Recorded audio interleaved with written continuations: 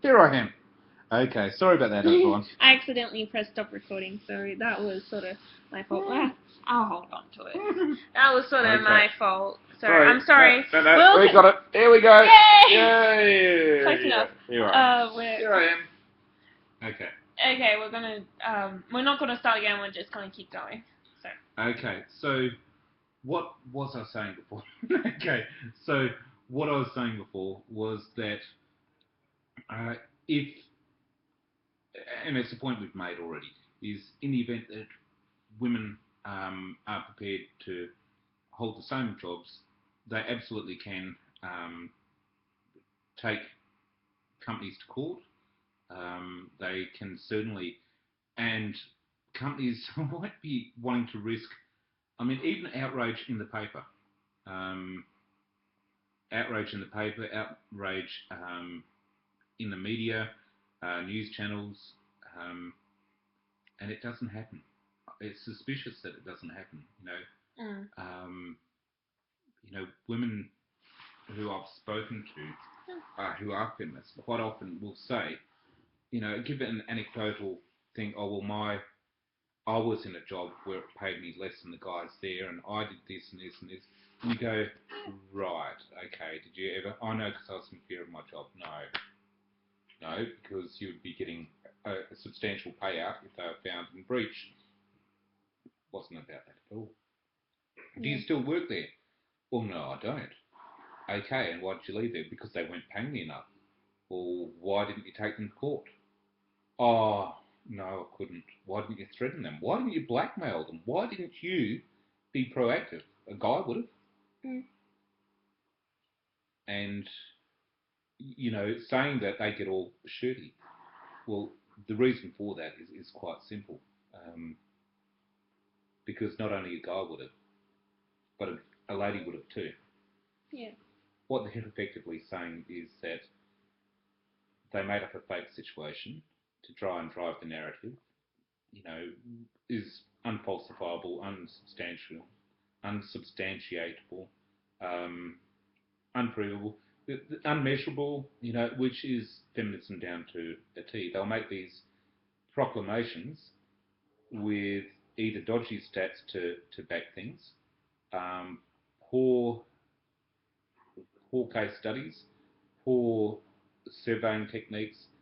The social science is really a misnomer. It's not really science at all. They use the same methodologies and then alter things a little bit, alter a few variables. That's why I stay on the side of the feminism side of Tumblr. I just stay on the joke side. Yeah, and to be honest, I think Emma Watson has got every right. Emma Watson and her ilk have got every right to be worried about feminism not having a good name, and for more and more women not to take up the mantle of feminist. Very good reason. There's a lot of um, victimization, a lot of oppression narratives, all which are spewed out by feminism, and women quite often now are saying, look, hang on, we've got equality. What exactly are you fighting about? Oh, well, it's about this and it's about that and it's about the next thing and da, da, da, da, da. And what about? And most of these things are like webs. You give them a little bit of a push with a stick and they come to pieces very quickly. So whilst it looks very impressive, it's not very substantial. And so getting back to Miss Watson, this millionaire who's probably worth $20 million. I'm probably sorry, 20 years we'll of look age, it up later. how oppressed she is, and how even in Britain where there's still inequality, and there's no country in the world which has equality. Every Western country, as far as I'm concerned, has got equal laws that give you both equal protection, laws that give you protection against discrimination, equal opportunity, equal choice. You've got an equal society. I'm sorry. Now, I've had feminists before say things like, "Oh, but look, the social construct, and girls are socialised into this and that and the other, and it's," and you say, "Okay, so show me your proof. Show me your proof. Show me the measure of how much girls are." And you know what they say? "Oh, well, it's just the way it is." Okay, show me the proof. If Oh, well, it's that easy to say, show what it is, it is. and what I said to someone else the other day was very much, okay, well, let's say that you could measure this. Um, no, let's say that what you're saying is true, but you couldn't measure this. Okay, let's say that you're saying that women are very, very indoctrinated into these cultural expectations, and they supplant any kind of choices that they have, and so they're going into it with the dice loaded against them. Okay, essentially, let's say that is true, and I'm saying right now, no, it's not true.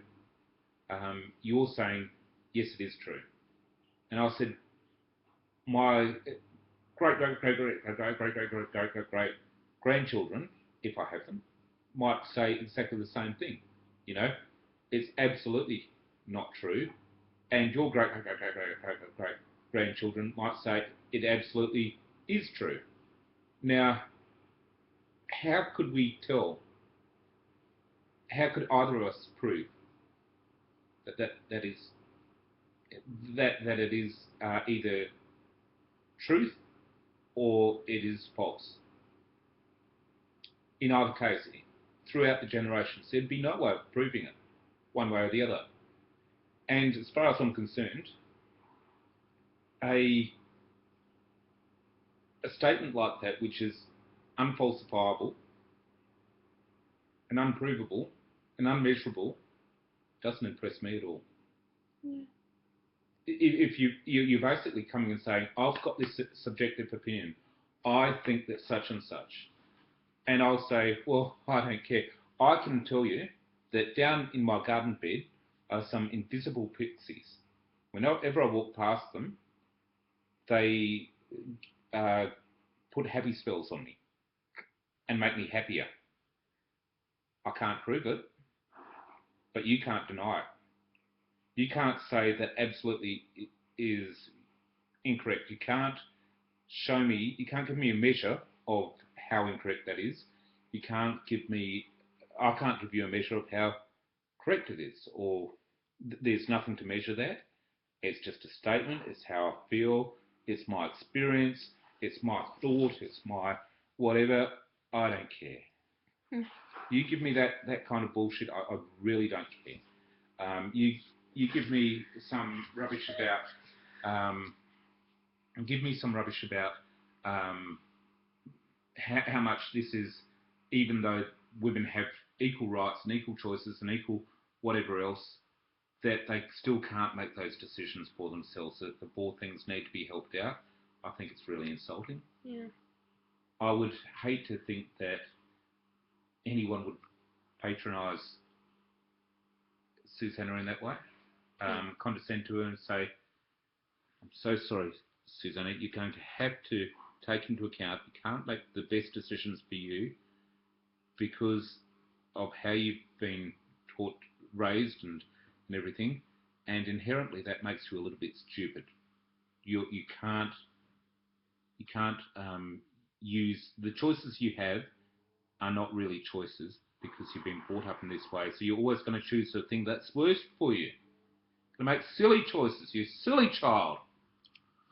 Yeah, that's a uncomfortable scenario, but it does happen. Yeah, so if that's happening, and if people are saying, but women can't make those best choices, and women are still oppressed because the patriarchy hasn't allowed them to be able to make the best choices for them, and are going to make them feel uncomfortable if they become brickies, or going to make them feel uncomfortable if they become all rig workers are going to make them feel that they can't actually choose this because it's not in their best interest.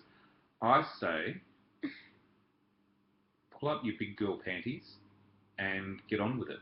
Yeah, and if you are yes, you'll probably get, if you are working as a brickie or something like that, and you are getting a little bit of weird comments saying, "Oh, why is a female working here?" Yeah, because a lot of men, mostly men, do those jobs, and a random woman appears, it's just a little weird. Absolutely. It'd be like trying to think of a scenario. Name any girly job that most girls are in, say fashion or something like that. I don't know. Okay, no, yeah, good Fashion. thing. Let's say that I suddenly rock up in a fashion situation, and I don't even know what that. As a stylist, and I walk in and go, "G'day all. I understand you here want to know a bit about style. Let me tell you what I know." People are probably going to go, "Well, look at this dude. He's clearly not female." And he's quite goofy. He isn't a feminine boy. Not a feminine boy. And I'm not really sure how to take this bloke. So that's something to consider. Or there are situations like that. And, okay, that's fine. And they might even feel... make me feel a little bit uncomfortable, like I don't belong there. Yeah. But so long as I'm doing the job, and so long as they're not being discriminatory or whatever, I see no issue. It takes a lot to make me cry. I'm not going to, I've never seen you cry. go crying to the toilets if if they call me a bad name. Just grow up and do your job. If you're really passionate about your job, and a lot of things that you love, you're going to get criticized for. And that's what happens in society. It is normal. And yes, it's unfortunate that it is normal. But if you really want to do something, even if it is sort of gender biased, if it's like a manly job, or if you're a man, if it's a feminine job, if you really want to do it, then do it. There's nothing stopping you. I'm sick to death of feminists running to their crying couch whenever anything like this comes up. It really pisses me off. I mean, again, I don't want Susanna to be treated like a child when she's an adult. I try not to treat her like a child now. I'm not going to brainwash her, but I'm certainly going to give her a different side of try and tell her my values, and this is why I believe what I do. As Susanna said earlier about religious differences there. Yeah, my beliefs aren't her beliefs, and I don't push my beliefs on, but I don't have a problem in sharing them. Or my lack of belief as it is.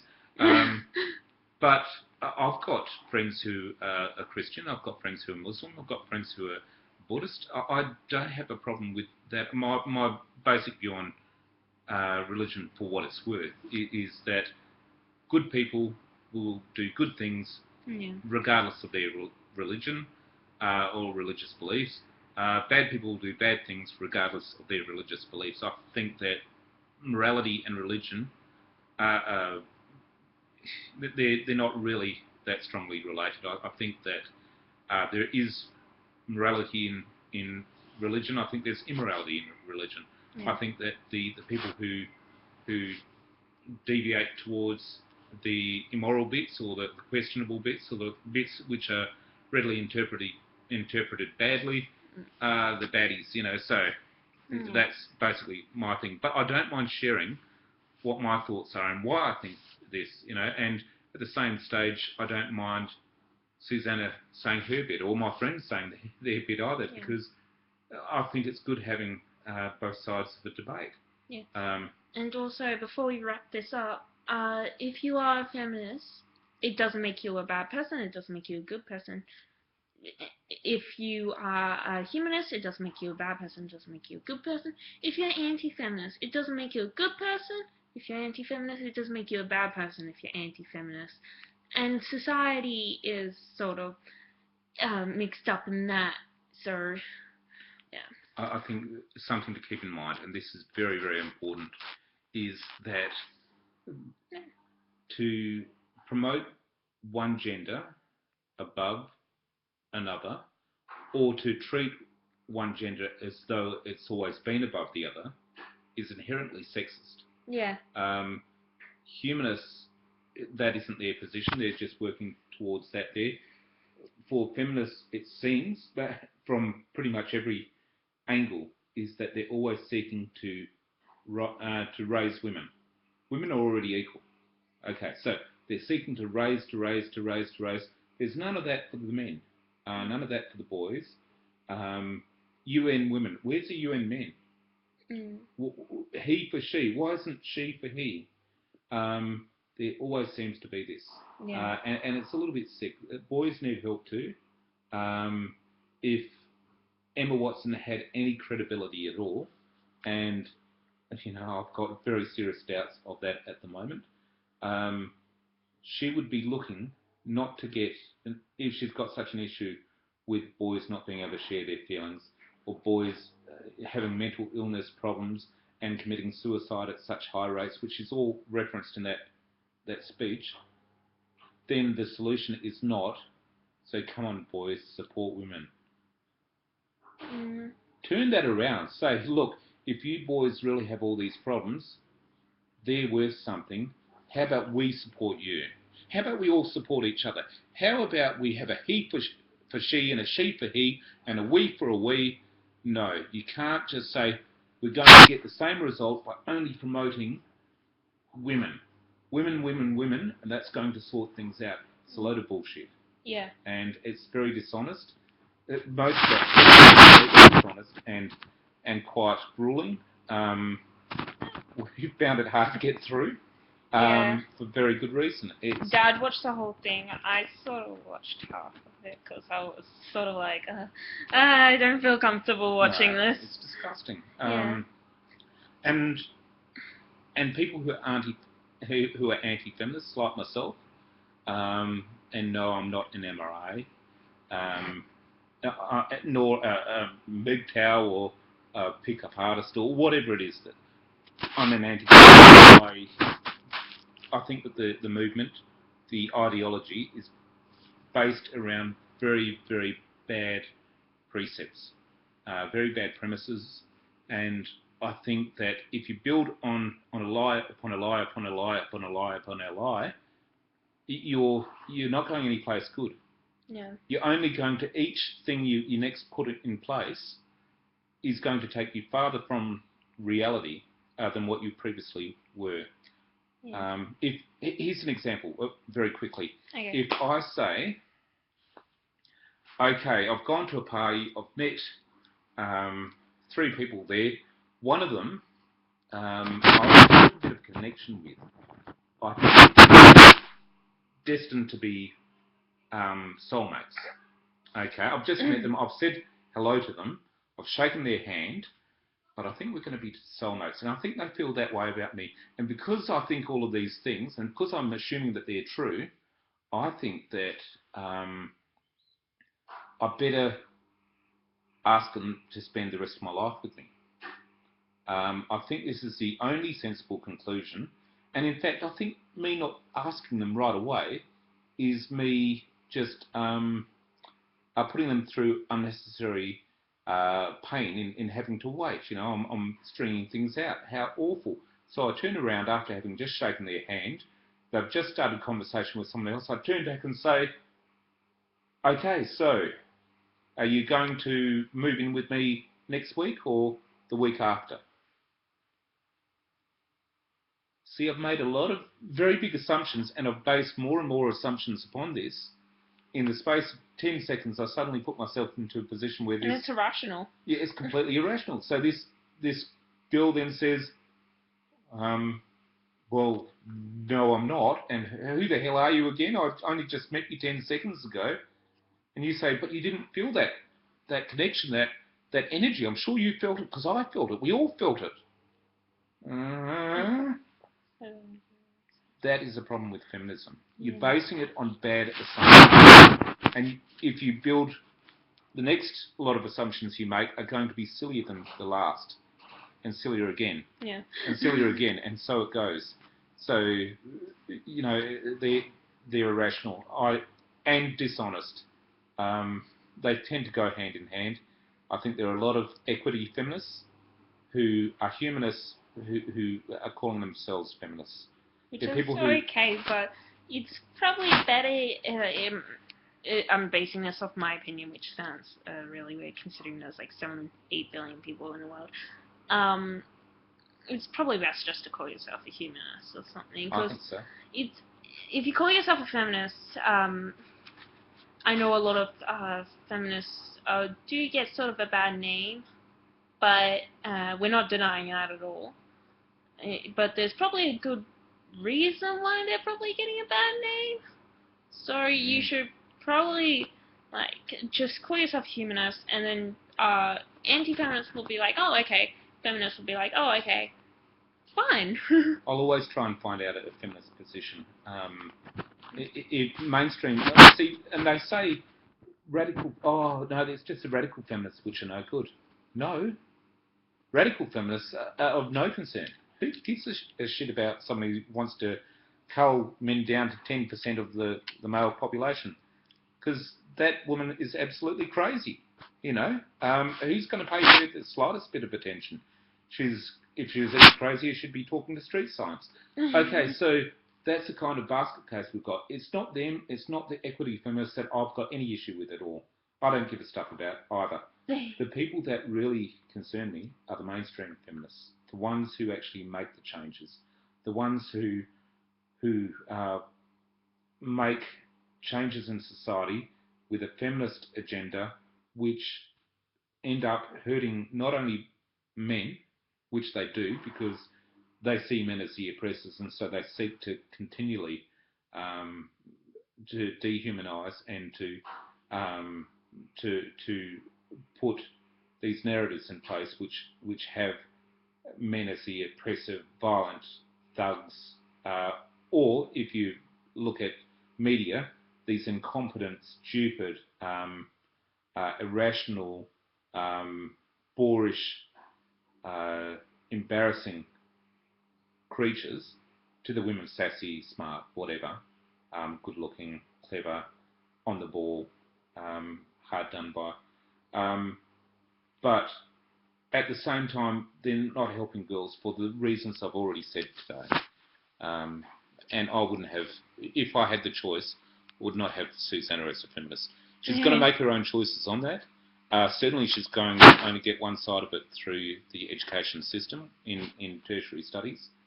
But she'll be of an age where she'll be able to make opinions for herself, and it'll be up to her. Yeah. To round this up, since this has probably gone on for about more than an hour, surprisingly, it felt like 5 minutes. Did you like anything about the UN speech, Doug? Anything at all? No. No,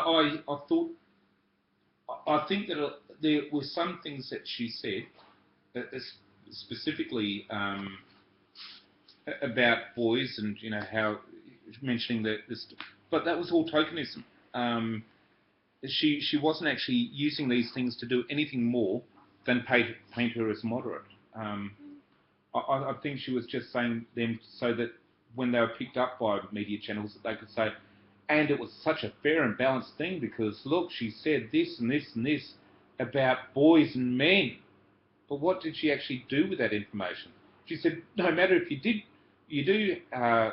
can't show your feelings, and that your suicide is the thing that kills you the most because, you know, of all of these things, mental illness is so high and and men are discriminated on. But don't worry about that. You all have to support women. Yeah.